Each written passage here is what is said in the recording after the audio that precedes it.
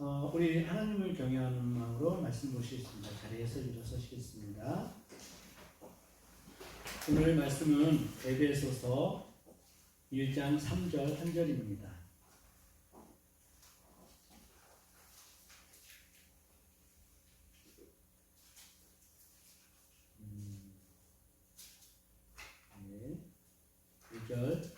에베소서 1장 3절 우리 찾으셨으면 한 목소리로 읽으시겠습니다. 시작. 찬송하리로다 하나님 곧 우리 주 예수 그리스도의 아버지께서 그리스도 안에서 하늘에 속한 모든 신령한 복을 우리에게 주시되. 아멘. 우리 한 번 더 하시겠습니다. 시작. 찬송하리로다 하나님 곧 우리 주 예수 그리스도의 아버지께서 그리스도 안에서 하늘에 속한 모든 신령한 복을 우리에게 주시되. 아멘. 자리 앉으시겠습니다.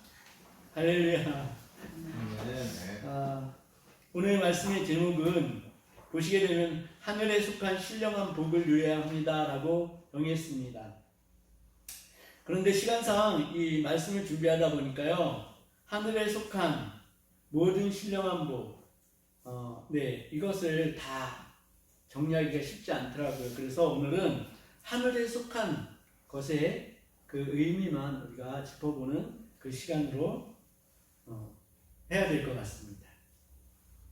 우리가 에베소서를 풀어가면서 잊지 말아야 할 한 가지가 있습니다. 그것은 이 에베소서가 쓰여진 장소입니다. 다 아시죠? 에베소서가 어디에서 쓰여졌는지. 네, 감옥입니다. 오늘 참치캔을 갖고 왔어야 되는데 안 갖고 왔어요. 죄송해요. 아이고, 네. 이렇게 마치면은 참치캔 선물을 드리고 그렇게 하겠습니다. 감옥에서 쓰여졌어요. 그런데 이 감옥에서 쓰여진 편지치고는 너무나 기가 막히게 감사함으로 찬송함으로 가득 차 있더라는 얘기입니다. 이 감옥에서 이 편지를 쓰고 있는데 바울의 이 어조가 너무나 감격스럽습니다. 하나님의 뜻으로 사도가 되었음을 자각하고 그 자부심이 상당하게 느껴지는 그러한 편지입니다.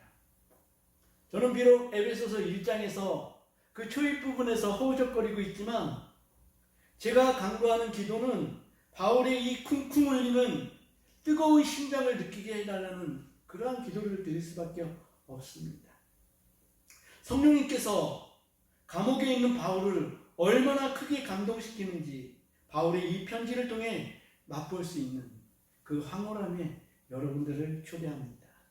그리고 바울이 우리에게 알게 해주고 싶은 하나님의 창세전 구원 계획과 예수 그리스도의 순종과 이루심, 또 성령님의 적용적 역사하심을 확실히 깨달아 예수를 믿는 것이 얼마나 놀라운 일인지를 우리가 뜨겁게 반응하면 좋겠습니다. 그러면 성경의 말씀들이 이제 정말 살아서 움직이기 시작할 것이고, 그러면 성경이 우리에게 말하기 시작할 것입니다. 저는 오늘 말씀을 준비하면서요, 들어진 말씀이 있습니다. 이겁니다. 누구든지 그리스도 안에 있으면 새로운 피조물이라 이전 것은 지나갔으니 보라 새 것이 되었도다. 우리가 뭐라고요? 새 것이 되었대요. 새로운 피조물이고. 이거는 그냥 막연하게 그 전에 그냥 읽던 그러한 말씀이 아니었습니다. 이 에베소서의 간격에 눈을 뜨다 보니까 이 말씀이 정말 나는 새로운 피조물이 되었구나. 나는 하나님 안에서 새 것이구나. 네, 비로소 내 속에 이러한 믿음이 움직이기 시작하더라는 얘기입니다. 그러다 보니까 이 성경이 성경으로서의 역할을 이제는 제대로 하고 있습니다. 네, 감사합니다. 또 여러분과 저는 하나님께서 좋은 것으로 만족하게 하시며 우리의 청춘을 날마다 독수리같이 새롭게 하시는 새로운 창조의 은혜를 누리시기를 주님의 이름으로 축복합니다. 정말 바라기는 여러분과 제가 이 에베소서의 말씀 깊은 곳에 두레박을 내려서 어떤 것과도 비교할 수 없는 하나님의 은혜와 평강을 누리시는 삶이 그런 삶으로 인도되어지시기를 주님의 이름으로 축복합니다. 지난주에 우리는 1장 3절부터 6절까지의 말씀을 살펴보았습니다. 그런데 계속 앞으로 나갈 수 없게 저의 마음을 잡아끄는 하늘에 속한 신령한 복, 이 말씀을 정말 조금 더 살펴보고 바울의 마음을 그렇게나 사로잡고 있는 것이 무엇인지 알고 싶었습니다. 하늘에 속한 신령한 복의 정체는 무엇인지, 그리고 이 복을 통하여서 우리는 어떤 삶을 살아야 하는지 확증하는 시간입니다. 네. 어쩌면 우리 신앙의 기초를 새로 놓는 그러한 시간으로 우리를 인도하고 있는 것 아닐까? 이런 생각이 들기도 했습니다. 먼저 우리는 하늘에 속한 사람이라는 그것을 보셔야 될 것 같습니다. 그리고 또 이것, 우리가 하늘에 속한 사람이다, 이것을 꼭 기억하시길 바랍니다. 우리의 본향은 어디라고요? 천국. 네. 권사님 2개입니다. 예, 우리의 본향은 천국입니다. 믿으시면 아멘 하시기 바랍니다. 아멘. 땅이 우리의 본향이 아님을 알면 땅에서 일어나는 일 때문에 우리의 영혼이 얽매임을 당하지 않습니다. 베드로전서 2장 11절에서 베드로는 이렇게 얘기합니다. 사랑하는 자들아, 거류민과 나그네 같은 너희를 권하느니. 거류민과 나그네랍니다. 거류민은 무엇입니까? 사전을 찾아보니까요, 이 땅에 사는 외국인을 거류민이라고 그러더라고요. 우리는 거류민입니다. 이 땅에 속한 사람이 아니라는 얘기죠. 그래서 베드로가 우리에게 요구하는 것은 너희를 권하노니 영혼을 거슬러 싸우는 육체의 정욕을 제어하라. 그렇게 얘기하고 있습니다. 레위기 16장 29절을 보니까 본토인과 거류민을 구별되게 말하고 있습니다. 네, 그렇다면 우리는 이 땅 위에 우리의 집을 짓고 살고 있긴 하지만 실제적으로는 본향의 천국의 사람들이라는 그 구별된 우리의 시선을 꼭 가지고 있어야 될 것입니다. 그럼에도 불구하고 우리는 이 땅의 주인이 아닌데도 불구하고 이 땅의 기름진 복을 누리고 싶어하는 게 그쵸, 우리의 본능으로 자리 잡고 있습니다. 우리의 정체성을 혼동하기 때문입니다. 저번 주에도 말씀드렸지만 하늘에도 집이 있지만 땅에도 집이 있기 때문에 그렇습니다. 그래서 우리는 얽매이는 삶을 살게 되는 것입니다. 우리가 너무나 좋아하는 성경 구절이 있습니다. 다 아시고 어쩌면 이 성경 구절을 꼭 붙잡고 계시는 분들도 계실 거예요. 신명기 28장 1절부터 6절까지 우리 함께 보실게요. 신명기입니다. 창세기, 레위기, 창세기, 출애굽기, 레위기, 그 다음에 민수기, 신명기.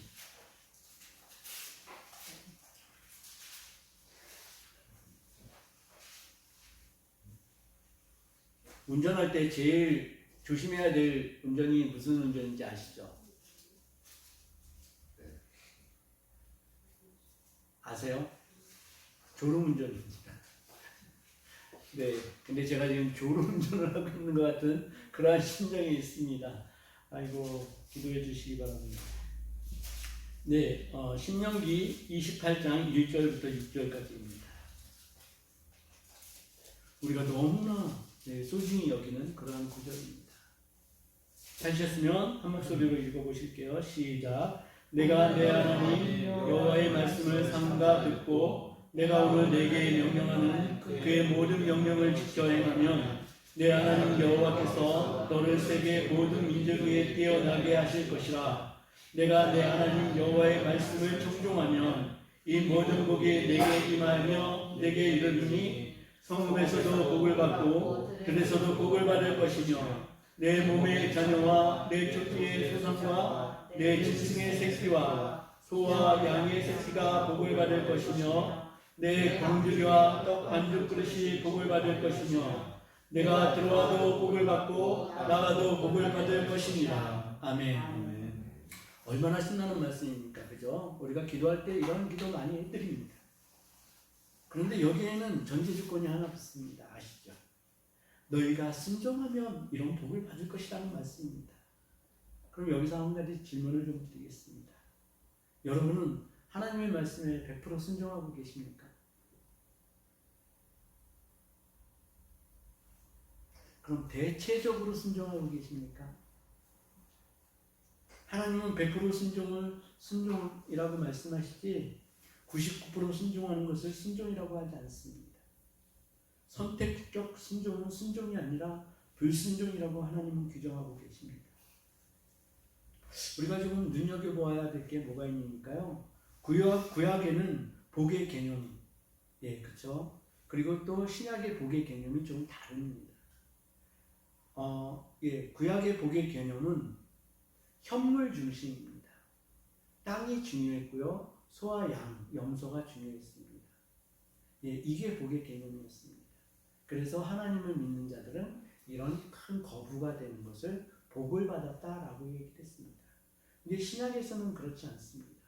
현물적인 복을 주시겠다고 말씀하시지 않습니다. 그건 무슨 얘기니까요? 성령님께서 우리 안에 들어와 계신 게 가장 큰 복이라는 그런 말씀을 하십니다. 이 땅에서 현실적 복을 누림이, 형통함이 그 사람의 믿음의 척도에서 이제는 변화해져서 하늘에 계신 하나님 자체가요, 그 전에 구약에서는 아브라함의 하나님, 이삭의 하나님, 야곱의 하나님으로 이렇게 불려졌었는데요, 예수 그리스도께서 오셔가지고요 우리 아버지 하나님으로 그 개념을 바꿔 놓으셨습니다. 하늘에 계신 우리 아버지, 우리 아버지로 표현하고 계십니다. 현실적인 복에서 내세적인 복으로 그 관점이 완전히 옮겨졌습니다. 우리가 살고 있는 시대는 아시다시피 오신 예수님과 오실 예수님 그 사이 중간 지점에 우리가 살고 있습니다. 그래서 우리의 시선은 오실 예수님을 기다리면서 사는 것입니다. 오실 예수님이 땅에서 오십니까? 아닙니다. 하늘 아버지의 보좌 옆에 계시다가 하늘로부터 오시는 것입니다. 그럼 우리가 바라봐야 할 것은 당연히 하늘나라입니다. 우리가 어디서부터 혼동이 오는 것인지 알아야 합니다. 우리가 하늘나라의 백성이라는 사실이 확실하게 우리의 마음과 생각에 정립되지 않았기 때문에 혼동이 오는 것입니다. 우리는 하늘에 속한 사람들입니다. 아멘. 우리를 하늘에 속한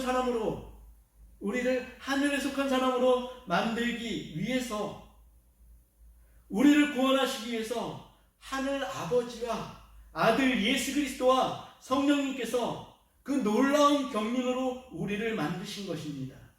우리를 하늘에 속한 사람들로 만들기 위해서 예수 그리스도께서 십자가에 죽으시기까지 하신 것입니다. 도대체 이게 말이나 됩니까? 우리 버러지 같은 인생들을 구원하시기 위해 그분이 십자가 지신 것이 이해가 되십니까? 나는 악독하고 이기적이며 음란한데 말입니다. 그분이 십자가 지심으로 우리가 어떻게 되었습니까? 이제는 우리의 삶이 기뻐하고 즐거워하는 삶이 되어야 한다는 것입니다. 제가 아직 목사 안수를 못 받아서 하지 못하는 게 두 가지가 있습니다. 하나는 축도하는 것이고요. 또 두 번째는 뭘까요? 성만찬식을 여러분들과 나눌 수 없다는 것입니다. 자, 그런데 그 전에 우리가 성만찬식을 할 때는요, 예수 십자가에 달리신 것, 그것만 생각하면서 눈물을 흘리고 이러면 성만찬식에 참여함으로 내가 은혜를 누렸어, 이렇게 얘기를 했는데요, 박영선 목사님은 그거 아니라고 얘기를 하세요. 성만찬식은 다시 오실 예수 그리스도를 우리가 기대하면서 우리의 신앙을 지키는 게 성만찬식이다, 이렇게 말씀하시더라고요. 다른 눈이 띄어지는 겁니다. 그래서 십자가에 돌아가신 예수님도 중요하지만 지금 우리가 살고 있는 시대가 예수 그리스도께서 하늘 아버지 옆에 계시다가 기다리는 그 시기에 있으니까 성만찬식의 개념이 그렇게 옮겨가는 게 맞을 것 같다라는 생각이 듭니다. 여러분 각자 다시 한번 생각해 보시기 바랍니다. 그래서요, 우리는 이제 기뻐하고 놀라워하며 즐거워해야 하는 것입니다. 그런즉 누구든지 그리스도 예수 안에 있으면 새로운 피조물이라 이전 것은 지나갔으니 보라 새 것이 되었도다. 네, 사도 바울의 이 선포가요, 여러분과 저를 완전히 사로잡으시길 주님의 이름으로 축복합니다. 여러분은 새 것입니다. 할렐루야. 구약이 현물적인 것에 축복의 초점이 있고 신약은 내세적 축복을 관점으로 한다고 하여서 여러분이 가난하게 살 것이라고 말씀드리는 것은 절대 아닙니다. 대체적으로 말씀드렸었지만 하늘에 속한 사람이라는 관점에서 그 삶을 충실히 살아내는 사람은 생활의 여유로움도 상대적으로 일반적인 사람들보다 많이 누릴 수 있다 말씀드렸었습니다. 그러나 경제적 여유가 하늘에 속한 사람이라는 구별된 자격을 나타내는 것이 아닌, 그것이 아님을 우리는 알고 있어야 하는 것입니다. 우리가 성경을 볼 때 성령님을 통하여서 볼 수 없었으므로 성경이 잘못 해석되어지고 적용되어 왔음을 알아야 합니다. 저도 한 가지 참 조심스러운 게 알레고리적 해석을 제가 할 때도 가끔 있을 겁니다. 이게 굉장히 무서운 것일 수 있고 오류에 빠져들 수 있게 하는 것이거든요. 그래서 계속해서 다른 말씀하고 비교하면서 해야 되는데 제가 부지런하지 못해서 가급적 그렇게 하려고 합니다. 그래서 성령의 풀어주심이 아니고는 인간의 불완전한 지성으로 이것을 이해하고 해석하게 되면 얼마만큼 큰 악이 성경 말씀의 본심에서 떨어지게 되는지를 우리가 알아야 합니다. 이단이 여기서 나오는 것이기 때문입니다. 성령을 받고 말씀을 볼 때와 그렇지 않고 말씀을 볼 때 그 말씀이 확연히 달라지는 것을 체험하게 됩니다. 산상수훈도 마찬가지였죠. 우리가 산상수훈의 말씀대로는 절대로 살아낼 수 없다. 성령님께서 우리에게 힘주시고 우리와 함께 하셔야만 산상수훈의 말씀으로 살아낼 수 있고 산상수훈의 말씀 자체도 성령께서 풀어주셔야 되는 부분입니다. 여러분이 하늘에 속한 사람이 되었으므로 그 특징적인 현상이 나타나야 될 것이라고 말씀드립니다. 하늘에 속한 사람은 이 땅의 일들에, 잘 들으세요, 이 땅의 일들에 느슨한 태도를 일관해야 한다고 말합니다. 이 느슨함이란 표현이 저는 너무나 마음에 들었습니다. 제가 좀 느슨하게 사는 경향이 있거든요. 이게 마틴 로이드 존스의 표현인데요. 이 느슨함. 이 느슨함을 찾아보니까요, 어떤 상태니까 끈으로 이렇게 잡아매는데요, 이 끈이 헐거워져서 풀어질랑 말랑하는 그런 상태라는 것입니다. 또 나사를 재는데 이걸 꽉 재는 게 아니라 느슨하게 재는, 헐겁게 재는 그런 상황이고요. 또 마음의 상태는 마음이 풀어져서 긴장됨이 없다. 자, 그러면 이 느슨함이 여러분들 마음에 드십니까? 한국 사람의 정서에는요, 이 느슨함은 빼버려야 되는 고장난 정서입니다. 그죠? 느슨하게 살면 모든 것에서 참 이 누스가 많이 일어날 거예요.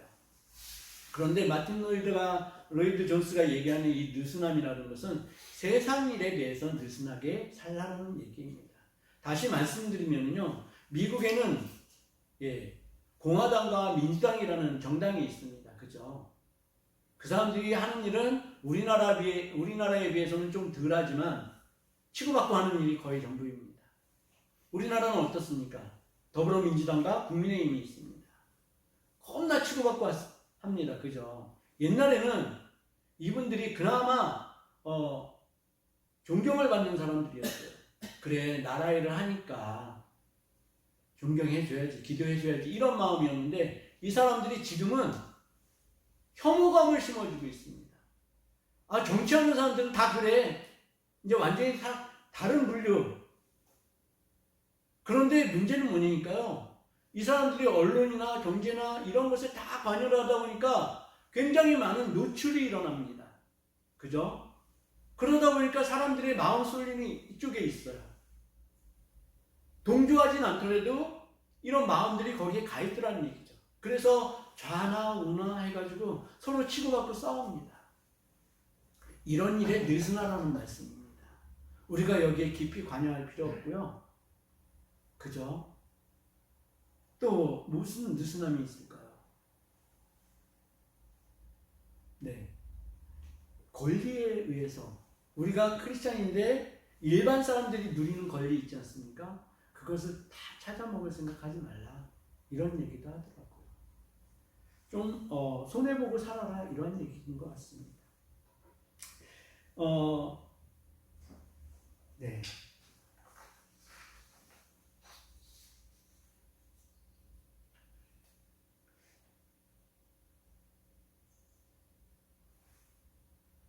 우리가 만약에 이러한 정치적인 성향이나 경제적인 것에 집착하게 되면 이것을 야고보 기자는 세상과 벗된 태도라고 얘기하고 있고, 야고보가 경고하는 목소리는 뭐냐니까 이렇게 얘기합니다. 우리 크리스천들을 보고 가늠한 여인이라고 얘기를 합니다. 뭐라고 얘기하니까 야고보서 4장 4절에요. 가늠한 여인들아, 세상과 벗된 것이 하나님과 원수됨을 알지 못하느냐. 그런즉 누구든지 세상과 벗이 되고자 하는 자는 스스로 하나님과 원수가 되는 것입니다. 세상 일에 얽매이지 않는 태도, 그것이 하늘에 속한 사람들에게서 발견되어지는 순전함입니다. 세상 일에 얽매이는 것을 히브리 기자는 죄라고 정의하고 있습니다. 히브리서 10장 1절에 이렇게 얘기하고 있습니다.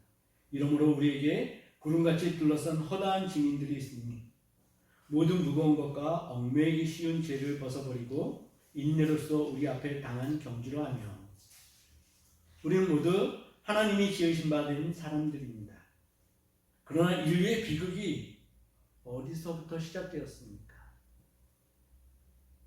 저는 이 말씀을 준비하면서 솔직하게 들어오는 생각이, 하나님이 지으실 때부터 들어왔네, 비극이. 왜냐니까 자유의지를 주셨으니까 그때부터 비극이 들어온가? 온 거 아닌가? 이런 생각도 들었지만, 네. 공식적으로는 두 가지의 비극 시발점이 있습니다. 첫 번째는 다 아시듯이 에덴 동산에서 선악과를 취한 것, 이것이 비극의 출발점이 되었고요. 두 번째는 바벨탑을 쌓은 것, 이것이 두 번째 출발점입니다. 그런데 첫 번째 선악과를 먹은 것에서는요, 사람의 마음이 그렇게 극명하게 드러나 있지 않습니다. 지금에서야 해석하기를 그 사람의 마음 속에 하나님과 같아지고 싶어하는 그러한 교만이 있었다라고 해석을 하지만, 실제적인 그 마음들이 드러난 게 이 바벨탑 사건입니다. 이 사건은 창세기 11장에 나오는 사건인데요. 11장 1절부터 4절까지를 제가 읽겠습니다. 온 땅에 언어가 하나요 말이 하나였더라. 이에 그들이 동방으로 옮기다가 시나이 평지를 만나 거기 거류하며 서로 말하되, 자 벽돌을 만들어 견고히 굽자 하고, 이에 벽돌로 돌을 대신하며 역청으로 진흙을 대신하고, 또 말하되, 자 성읍과 탑을 건설하여 그 탑 꼭대기를 하늘에 닿게 하여 우리 이름을 내고 온 지면에 흩어짐을 면하자 하였더니, 이 바벨탑 사건 자체는 하나님과 완전히 견주고자 하는 사람들의 교만함을 보여주고 있습니다. 그래서 하나님께서 언어를 다르게 하시고 온 지면에 흩어버리셨다, 이 말씀이 나옵니다. 그런데 온 지면에 흩어진 것은 하나님의 뜻과 배치되지 않았습니다. 왜냐니까 번성하고 생육하고 번성하라는 그러한 축복을 주셨기 때문에요. 그것은 하나님의 뜻이었습니다. 그런데 하나님과 견주려는 이 마음, 거룩한 마음이 사하여지고 없어지고 온 지면에 번성하고 생육하는 이러한 일들이 일어나서 지금 이 비극적인 세상이 계속되어지고 있다, 이렇게 말씀드리고 있는 것입니다. 생육하고 번성했지만 하나님을 닮은 거룩함이 제거되는 온 인류는 약육강식의 세계에 들어섰습니다. 그렇죠? 이 약육강식의 시대에 비웃음과 온갖 조롱이 난무하는 시대에 하늘에 속한 사람들인 우리 믿는 사람들은 우리가 예수 그리스도의 속죄피로 하늘에 속한 사람으로 옮겨진 것을 감사함으로 받아야 할 것이며 세상 일에 느슨하게 반응하고 하나님의 일에는 좀 더 정신을 차려서 또릿또릿하게 성령님의 그 세미한 음성까지도 다 알아들을 수 있게 성삼위 유지의 온전한 군사가 되어야 할 것입니다. 디모데후서에서 사도 바울은 우리를 그리스도의 군사라고 말합니다. 디모데후서 2장 4절인데요. 이렇습니다. 병사로 복무하는 자는 자기 생활에 얽매이는 자가 하나도 없나니 이는 병사로 모집한 자를 기쁘게 하려 함이니라. 우리가 그리스도의 피로 속해져서 그리스도의 병사로 모집되었다면 우리가 누구를 기쁘시게 해야 하는지는 당연한 것입니다. 그렇죠? 바라기는 여러분과 제가 성삼위일체 하나님을 완전하게 기쁘시게 해드리는 삶으로 새롭게 되어지시길 축복합니다. 이제 하늘에 속한 사람 한 명을 소개하겠습니다. 네, 혹시 이 책 보셨는지 모르겠어요. 아주 옛날에 나온 책입니다. 그 청년 바보 의사. 저는 이 책을 읽으면서 진짜 기억력이 없어져가지고 내용을 잘 기억이 안 나는데 어쨌든 이 양반은 전도하기 위해서 엄청나게 힘을 썼어요. 무슨 일이니까 누가 병상에 있다 그러면은 그때 자기가 번 돈에 거의 전부를 가지고 찬양 테이프나 성경이나 이런 것들을 마련해서 그 병실을 꼭 찾아가서 기도를 해주고 이런 역할을 했는데요. 이 사람은 의사였거든요. 근데 안수연이라는 청년이었었는데 이 청년이 33살 나이 때 유명을 달리했습니다. 그런데 이 책 16페이지를 보시게 되면은 제가 이 말씀을 좀 책 내용을 인용을 해드리겠습니다. 16페이지에 뭐라고 나옵니까? 청년 의사의 이름은 안수연이고 고대 의대 91학번 내과 전문의입니다. 고대 부속병원에서 인턴과 레지던트를 마치고 군의관으로 복무하면서 국방부 장관 주치의를 맡았었지요. 단정하게 깎은 짧은 머리에 105 사이즈의 흰색 폴로 셔츠, 푸른색 바지를 즐겨 입던 178cm 키에 듬직했던 그는 환자들에게는 따뜻했고 동료들에게는 친절했으며 자신에게는 의사로서 엄격했습니다. 그는 환자를 위해 기도하는 의사였습니다. 의사 경력은 짧았지만 그의 정성이 환자들의 병든 몸과 상처 입은 마음을 치유하여 예수님 앞으로 인도했습니다. 이분이 세상 일에 느슨하게 대응했던 그런 내용이 좀 나오는데요. 의약분업 사태로 전국의 의사들이 파업을 할 때 그는 병원에 남아 환자 곁을 지켰습니다. 하루 한두 시간 겨우 눈을 비치고 한 끼를 먹어가며 환자들을 돌봤습니다. 사람들에게 잘 보이기 위해서가 아니었습니다. 엄격한 위계질서의 의사사회에서 자칫 앞날에 불이익이 생길 수도 있는 행동이었습니다. 네. 다 같이 데모를 하고 있었는데요. 거기 참여를 안 했다는 얘기죠. 자기 환자들을 돌보는 게 더 소중했다라고 이 청년은 판단을 했던 것입니다.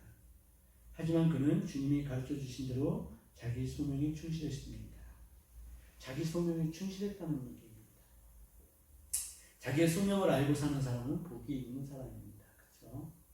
자기의 소명대로 자기의 역할을 충실히 감당하는 삶은 하늘에 속한 사람만이 살아낼 수 있는 삶인 것입니다.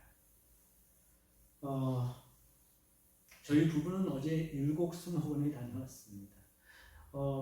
그 전에도 저희는 아내가 쓰러지기 전에도 드라이브를 되게 좋아했거든요. 그리고 율곡수목원 저희가 그 앞에 길로 되게 많이 다녔어요. 그러니까 그 바로 건너편에 코스모스 동산이 있어요. 네, 어저께 가다 보니까 그게 보이더라고요. 율곡수목원이 여기 있었어? 근데 너무 좋더라고요. 그래서 아내랑 이렇게 휠체어를 끌고 올라왔는데 저한테는 노동이었습니다. 근데 분명히 아는데 그것 때문에 좀 탈을 입은 것 같아요. 참 감사하게도요. 작년 이맘때를 되돌아보면 저는 지옥의 나락에 떨어져 있었어요.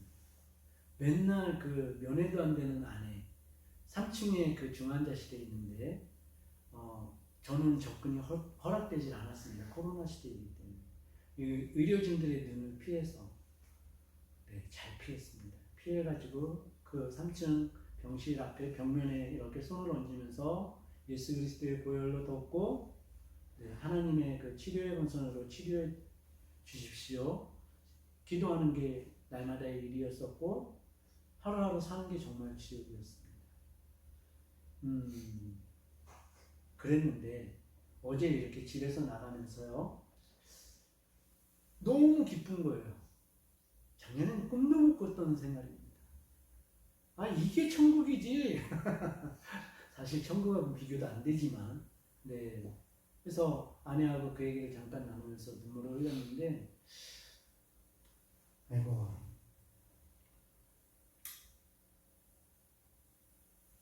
어쨌든 이 천국을 누리는 삶 아내가 만약에 쓰러지지 않았다면 저는 신실하게 이 에베소서의 말씀 붙잡지 못했을 것입니다. 이 에베소서를 통해서 성삼위일체의 경륜과 우리를 위한 하나님의 사랑을 보게 하시고 또 우리가 하늘에 속한 사람으로 신령한 복의 소유자인 것을 확실히 알게 되는 이거 참 놀랍지 않습니까? 세상에 어떻게 이런 것을 줄 수 있겠어요? 그런 기쁨을 누리게 하시니 우리에게 저에게 천국을 누리는 삶으로 성령님께서 우리부터 우리의 신앙의 단계를 한 단계 끌어올리시는 그런 놀라운 역사 되어지시기를 축복합니다. 에베소서를 제가 강의하고 있지만 솔직히 저의 실력으로는 이 놀라운 책을 온전히 풀어낼 수 없음을 인정합니다. 바라기는 여러분 스스로 에베소서를 샅샅이 살피시고 사도 바울이 전하는 신앙을 가진 자가 누리는 복 이것을 완전히 여러분들의 것으로 만들기를 축복합니다. 그러면 여러분들이 정말 든든히 서서 하나님께서 기뻐하시는 크리스천이 되실 것입니다. 만약에 이런 자책감이 있어요. 어정쩡한 크리스찬, 내가 이제는 어정쩡한 크리스찬을 그만두고 하나님께 완전히 신뢰받을 수 있는 정말 당당한 크리스찬으로 변하고 싶으면 이 에베소서의 말씀을 깊게 탐구하시기를 축복합니다.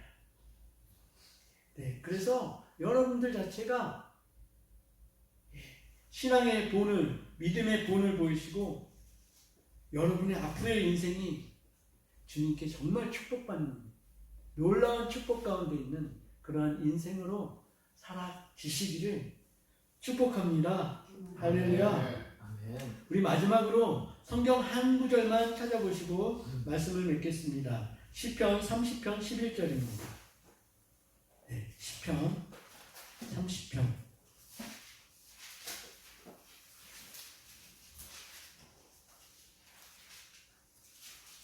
11절입니다.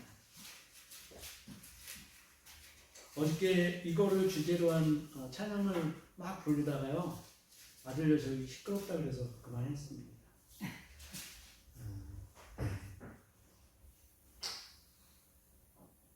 하나님이 이렇게 이끌어 주심을 믿습니다. 우리 함께 한 목소리로 읽겠습니다. 시작. 주께서 나의 슬픔을 면하여 내게 축복이 되게 하시며 나의 베옷을 벗기고 기름으로 띄우셨나이다. 아멘. 우리는 하늘에 속한 사람으로 이미 기쁨의 띠를 띠고 있습니다. 아멘. 우리 기도하시겠습니다. 기도하실 때 주님 우리의 영적인 안목을 열어주셔서 우리가 의지하는 성삼위일체의 사랑을 알게 하시고 천국 백성으로 살아가는 의미 있는 삶으로 우리를 인도해 주소서. 우리 주님 한번 부르시고 기도하시겠습니다. 주님